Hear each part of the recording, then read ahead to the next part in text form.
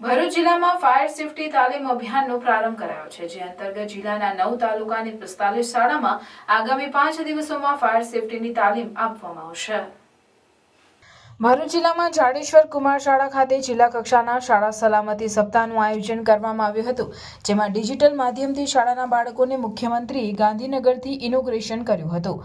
ત્યારબાદ શાળાના વિદ્યાર્થીઓને આપતકાલીન સ્થિતિમાં પ્રાથમિક ધોરણે કેવા પગલાં લેવા, જેમાં શાળામાં કોઈ બનાવ કે ઘટના ન બને તો તેવી સ્થિતિમાં શું કરવું અને તેનો ડેમો આપવામાં આવ્યો હતો, જેમાં ફાયર વિભાગ દ્વારા આગ લાગવાની કે પૂર જેવી સ્થિતિમાં શું કરવું તેની માહિતી આપવામાં આવે, જ્યારે હેલ્થ અને 108 એમ્બ્યુલન્સના કર્મચારીઓ આરોગ્યને લગતી તેમજ કોઈ અકસ્માત સામે કઈ રીતે પહોંચી વળવું જેવી વિવિધ માહિતી તેમજ પ્રદર્શનનું આયોજન કરવામાં આવ્યું હતું।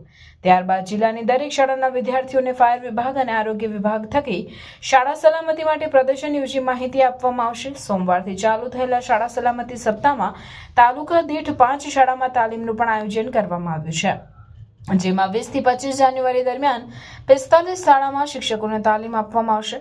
આમ જાડેશ્વર શાળામાં યોજાયેલ કાર્યક્રમમાં ડિઝાસ્ટર મામલતદાર, બ્લોક હેલ્થ ઓફિસર, તાલુકા પ્રાથમિક શિક્ષણ અધિકારી અને બીઆરસી તેમજ ફાયર વિભાગ અને 108ની ટીમ ઉપસ્થિત રહી બાળકોને માહિતગાર કર્યા હતા।